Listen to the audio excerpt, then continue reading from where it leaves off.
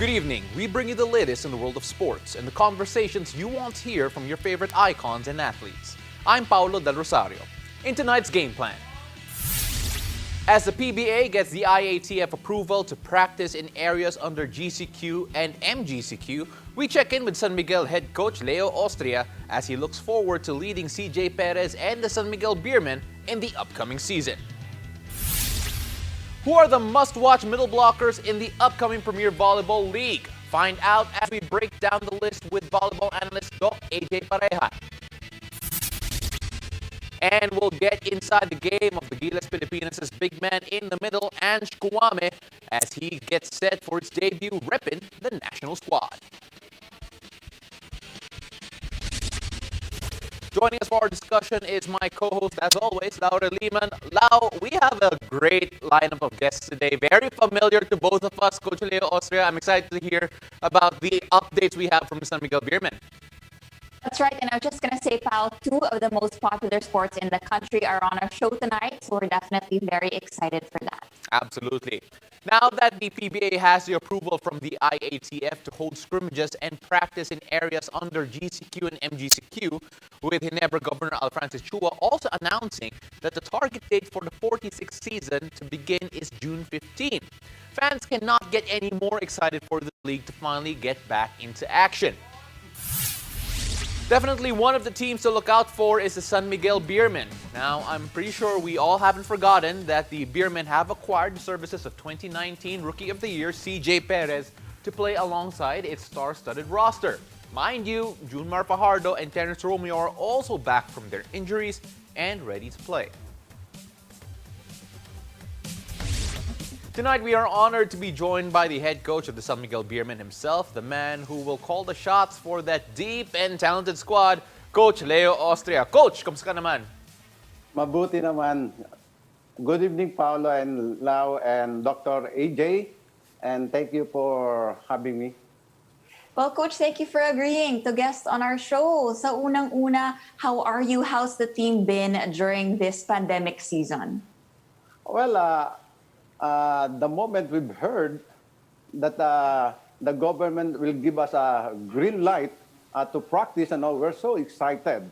I'm so happy because there's a lot of fans waiting for the BBA to start. And talagang napatingala ako at nagpasalamat ako sa Panginoon Diyos dahil this is a good signal na mag-uumpisa na ang PBA. Coach, a lot of fans are waiting for the practices, the scrimmages to start kasi kapag nagsimula na yon, malapit na yung opening ng PBA. Do you have a final venue for yung practice venues nyo, and if ever plan to return to training? Yeah, talagang I'm so excited. Not only all the players naman keep on calling me and asking, Coach, kailan tayo na mag-uumpisa? And the only thing I could give them the information is what's happening in our meeting. And then, malaking bagay yung binibigay ko sa kanila dahil na-excite sila dahil every meeting merong improvement Before, the commissioner and Boss Alfrancis Chua is asking the government where they can start the practicing. Now, binigyan sila ng approval. So that means next time, ang hihingin nila how to start the tournament. And I'm sure and I'm confident na magagawa namin yun as long as na we're doing the right protocols. Because we want to be example to the public na by doing the health protocols correctly, and then we can start anything we want to do, especially playing basketball na which we think na matagal nang hinihintay ng mga maraming fans. Before, there's a lot of people, relatives, family, friends, na every time na makakasalubong, Coach, kailan ba mag-i-start ng PBA? Ang sabi ko sa kanila, lahat ng players excited na bumalik sa hardcourt. Dahil hindi daw kumpleto yung kanilang pang-araw-araw na buhay kung wala yung basketball. Totoo yun, Coach. Well, speaking of how excited everyone is, one of the other reasons we're very excited is because SMB now has a new player on board. You have CJ Perez. So, to you, Coach, just how good is CJ and kamusta siya so far fitting in sa team niyo? Yeah, there's no doubt na CJ is one of the best player in the PBA right now. Kaya nga siya nakukuha dito sa Gilas But having CJ is not an assurance that we will win another championship. But we will work hard to get that one again. But it's a lot of hard work, and if you notice, there's a lot of good teams right now in the PBA because of the influx of a lot of good players coming from the drafting.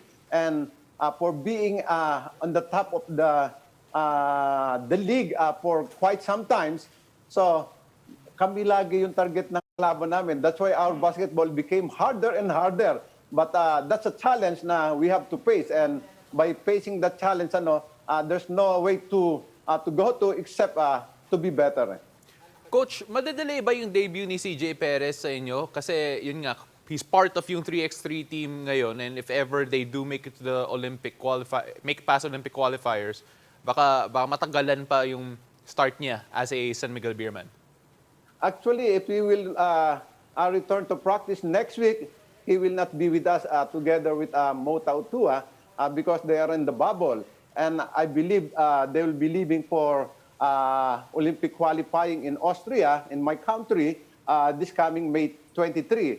And then they will be back on May 31. So that means we will miss them at least 3 weeks. But we're fortunate because before the bubble of the 3-on-3, we're able to practice for 6 months. Although it is only individual workouts, and that is enough for me to know what kind of player CJ is. And sa tingin niya, Coach, kanino pinaka mako-complement yung laro ni CJ in terms of playing him alongside the other stars? Would it be Terrence or Arwin or Junmar? What do you think? I think we're trying to develop a good chemistry. But the good thing with these players, anybody who is coming from other team, so we welcome nila.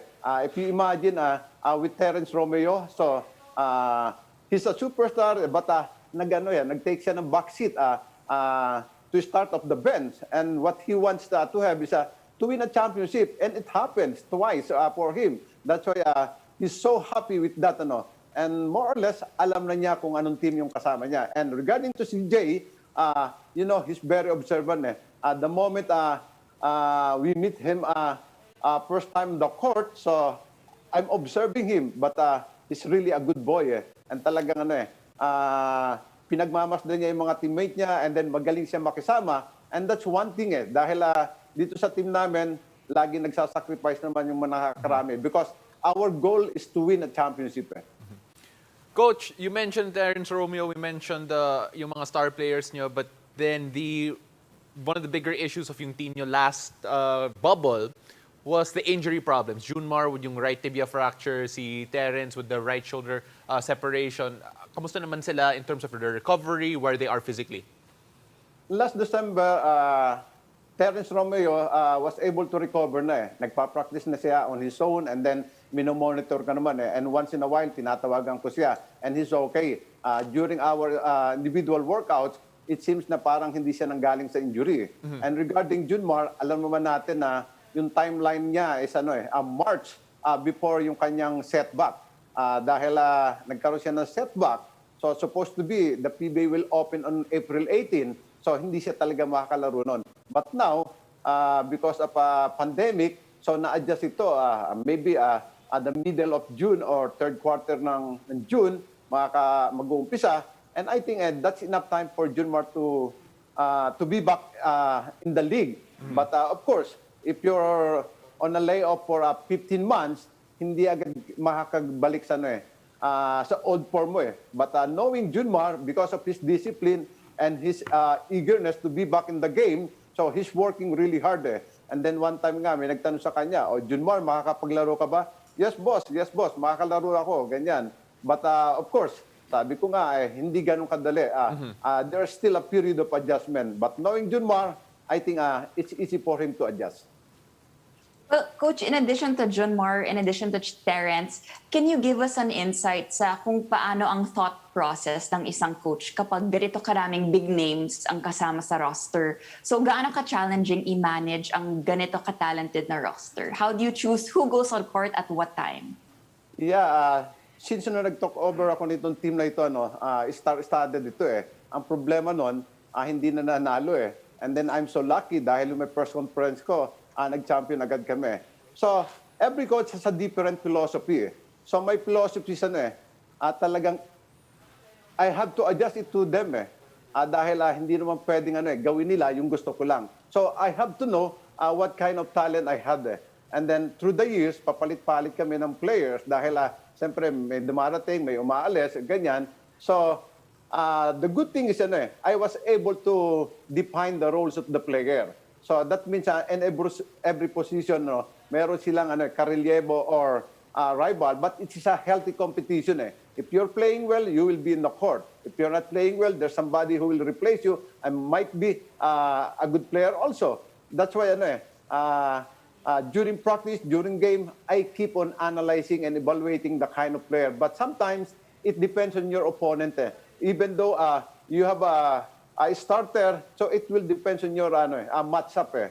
That's why that's the thing. But alam na ng mga players namin kung bakit first five sila, bakit sila off the bench. And sometimes, if you imagine guys, Romeo, during our second championship with Romeo, he's off the bench. But he became finals MVP. Mm-hmm. Kaya it doesn't matter if you're a starter or not, as long as you're giving your quality time. Coach, ito, last question na. Nalala ko kasi, nung na-injure si Junmar, sinabi mo na para kang mad scientist you need to find a new way to play kasi nawala si Junmar. Pero ngayon, nakabalik na si Junmar. And may CJ Perez ka na. Yung tools mo biglang rumami. How are you approaching this particular season, this particular challenge, trying to put everyone together for a new season? Well, regarding Junmar, so we don't know yet kung mag-uumpisa itong season is he's on his old form. Mm-hmm. Kung the last time na nakita siya natin na napakagandang laro, so there's no problem with the team. He's still a go-to guy. But dito nga, pagdating na CJ, so maraming pwedeng mangyari. But the good thing with CJ, he will provide us a lot of energy. Alam naman natin yun capability ni CJ And at the same time, he will not force himself to do everything just to shoulder his team. Because in his previous team, he has to do doubly hard to prove to the team that they can win. But to no avail, hindi pa rin sila nananalo. But in our team, I think he will be a good addition. But yun nga, anong approach ang gagawin ko dito sa mga player na ito? But I hope na maintindihan nila ko dahil that's one thing na the hardest thing to do for a coach dahil every fan is expecting na this team kahit walang coach ay mananalo ito But talagang ganyan ang sinasabi lagi. But it's really hard to coach a star-studded team. But sabi ko nga alam ko niloloko nila ako, magpapaloko pa rin ako sa kanila dahil mapagbigyan dahil what I mean is I want them to play their best every game. Coach, salamat. Right. Well, salamat so sa scouting Coach. report, Coach. Thank you, Coach. We're very excited to see CJ as well as the rest of the Beermen when the PBA returns. Best of luck to you and your team. Maraming salamat, Coach. Thank you, love. Thank you, Paolo. Thank you. Now, when we return, we'll break down the top 5 must-watch middle blockers in the upcoming Premier Volleyball League. Are your favorite players part of the list? Find out when the game returns.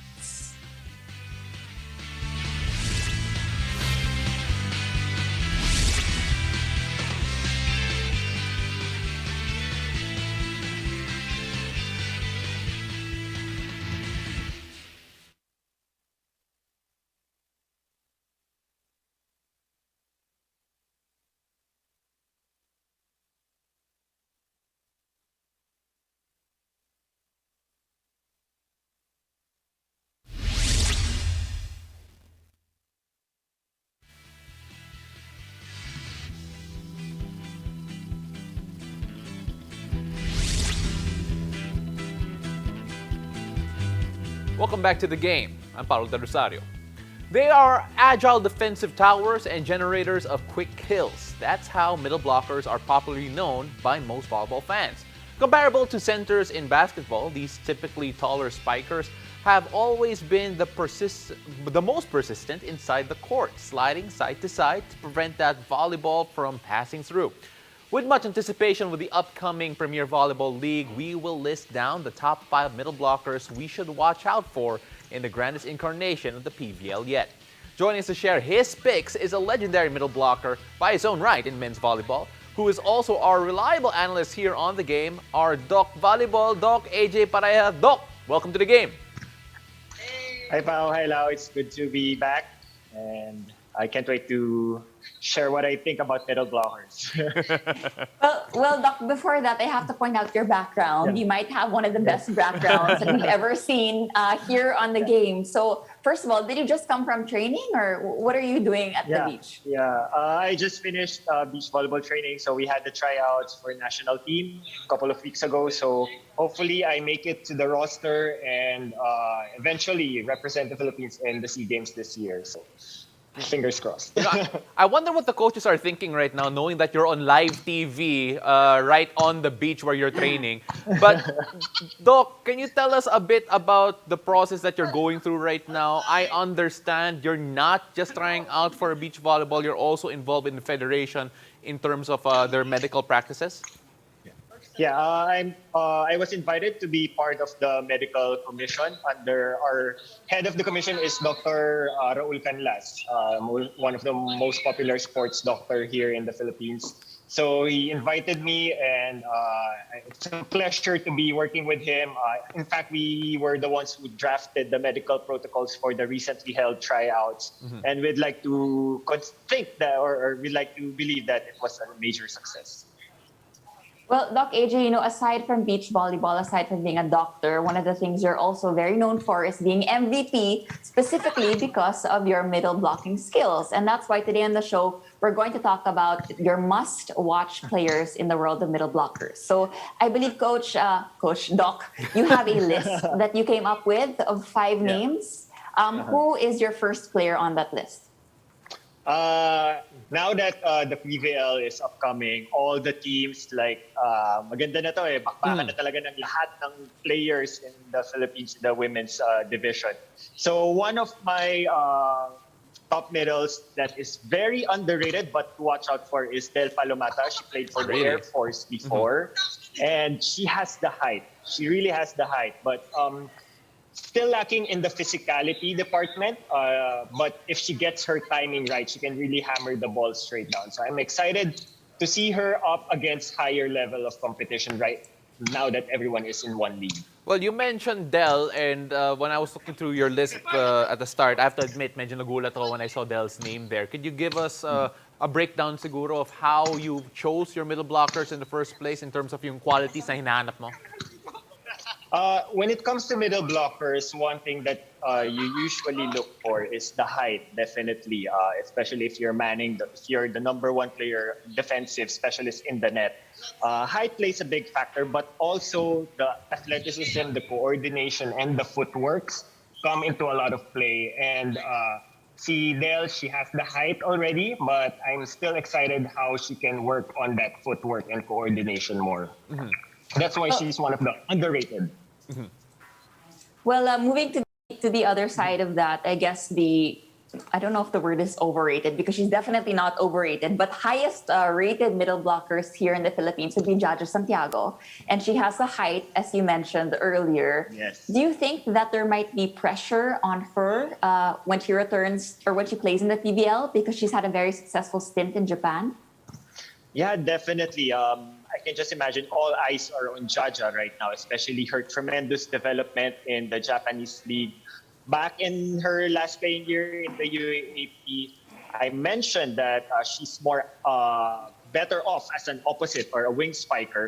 But that was on the premise that she's playing in a system that is not perfect or not as developed as she was playing in Japan, where her teammates have the best passers, best liberos, best setters who can easily feed her balls in the middle. And unlike here, when she was still here, na hindi pa ganun ka-consistent yung passing, yung defense, yung setting. So it wasn't conducive for her as a middle. Do you think that she will now expect more from her teammates, knowing that the type of service that she got because in Japan is going to be different the type of service that she's going to get here in the Philippines. But then knowing that, well, she's already experienced that before, would she? Do you think she'll demand that from her teammates now? I think it's not more of demanding, but I think for Jaja's part, her main challenge right now is how to let her current teammates understand how it's being done at the highest level. So how the ball, the flight of the ball from the passer or the release of the setter, yung mga diskarte ng setter, how high the ball she wants it. I think it will take time with their training, but that's the challenge for Jaja is how to let her teammates know how it's being done at the highest level. Well, Jaja is definitely one of my favorite volleyball players, but there's also another name that I see on your list that is also one of my favorite volleyball players because we attended the same school, and that is Maddie Madaya. Yeah. What qualities do you see in Maddie? Maddie, she. There was a time when I mentioned her as the best blocker in UAAP volleyball, and it was a fearless forecast, but she justified it with her performance. I remember there was one game where she made the record number of blocks in one game. And what I love about Maddie is she has the height, she has the physicality, lalo na pag the double biceps pulsa, you can just admire yung talagang physique ni Maddie, and she has the coordination, the athleticism, and it's just a joy to watch Maddie in the court as a middle. Yeah. We have to admit na wala kami nun eh. Wala kami nun dito sa the game eh. Siguro it's all with you, AJ. But looking at the rest of your list, I'm gonna let you introduce the last two. Considering there's, I think that a lot of fans would like these picks in our list of top 5. But obviously there are gonna be a few snubs. So I'll let you introduce the both of them and explain why you have them on. All right, who's your first one of the last two? I'd go with Celine Domingo, Creamline. She used to play for FEU. She's undersized in comparison to the other middle blockers. But what I love about her is her speed, her footworks, her coordination, and the way na tumatapat siya sa bola and the way she presses into the net. She just doesn't play her hands up. She can really penetrate penetrate her hands across the net. That's why she gets a lot of touches as a block. Not necessarily yung solid block na patay kagad, but the way na natatapatan niya yung bola and can get a rebound off her makes it easy for her team to mount a counter attack. That's why I love the speed of Celine Domingo with her laterals in the court.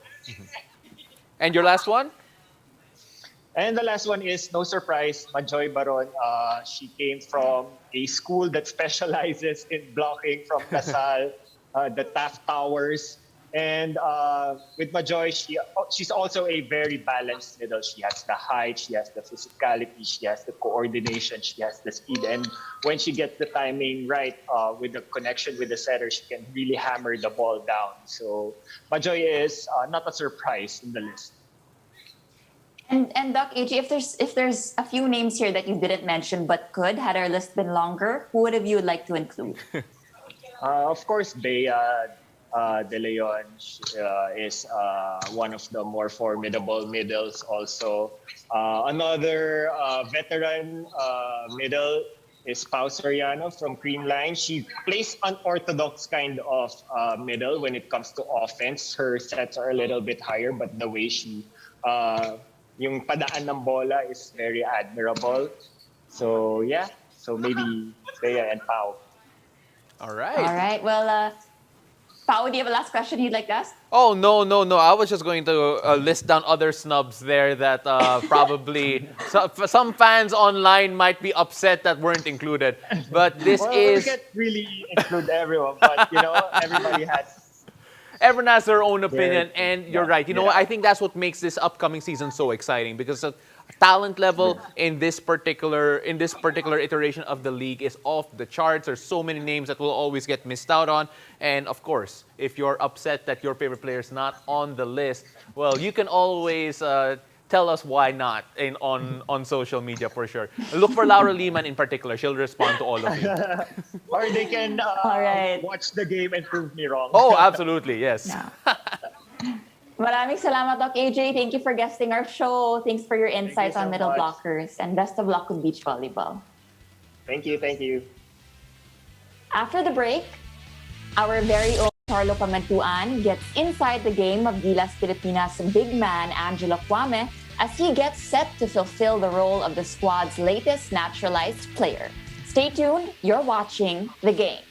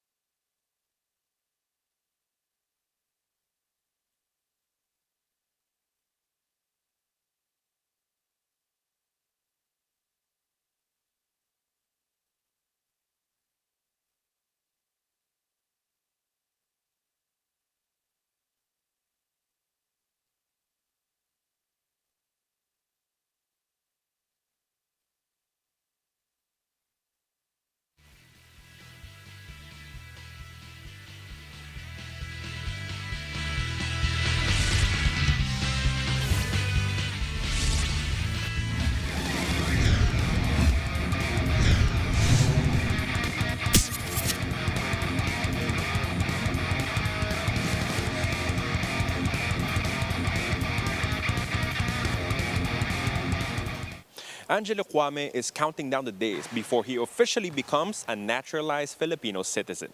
Although he knows that there is a lot of pressure in occupying that one spot, Ange is ready to give it his best.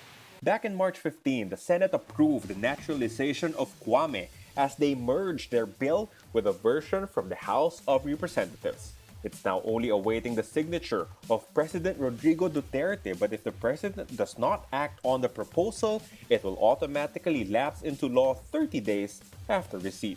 At the same time, I'm sure very excited. Mostly excited because it's been a thought since a year now. So I prepare myself for it like individually and mentally.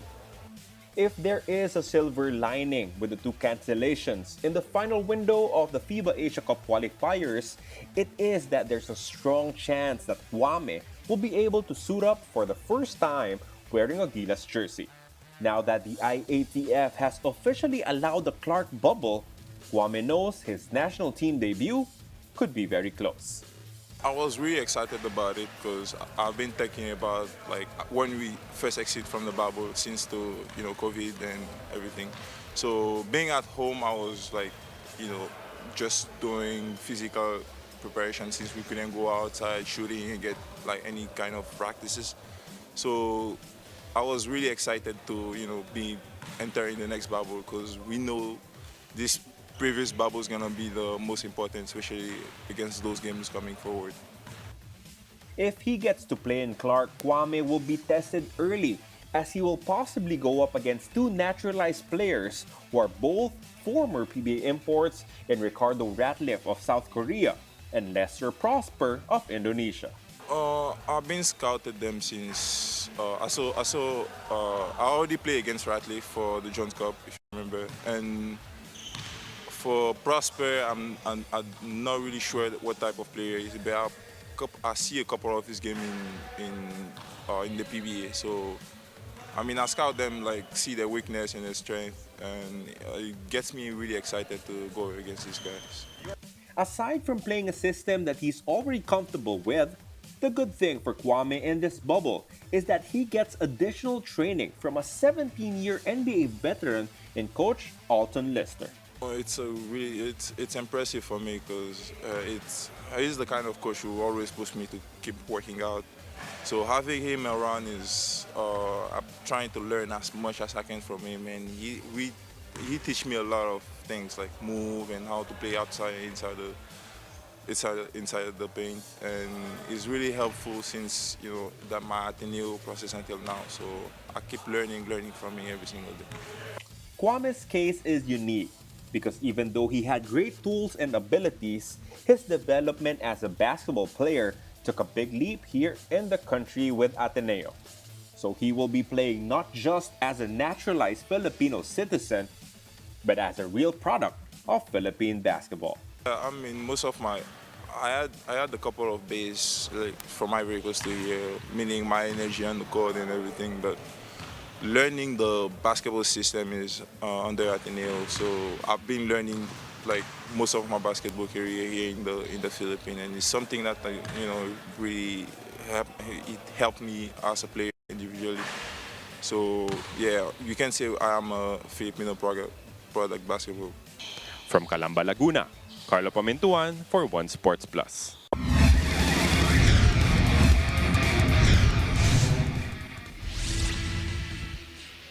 And that was our correspondent Carlo Pamintuan with Gilas big man Ange Kouame.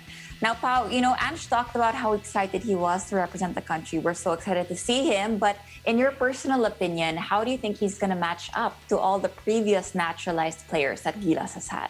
It's going to be tough to compare him to our former naturalized players because when we got Marcus Doutet, when we got Andre Blatch, they were either at the peak of their careers or, Andre Blatch, in this case, was an NBA player. Ange Kouame is definitely still growing as a player. Ange Kouame is still learning, but then he's learning exactly what Gilas Pilipinas needs under Coach Tab Baldwin, and maybe that might be the biggest difference maker when it comes to comparing him to the rest of the naturalized players that we've had before. So it'll be interesting to see how he develops and how Gilas will play with Ange Kouame in the lineup. That's right. Definitely a lot to look forward to with Gilas Pilipinas. Now, as for you all, thanks for watching the show. I'm Laura Liman. And I'm Paulo de Rosario. Thanks for watching The Game.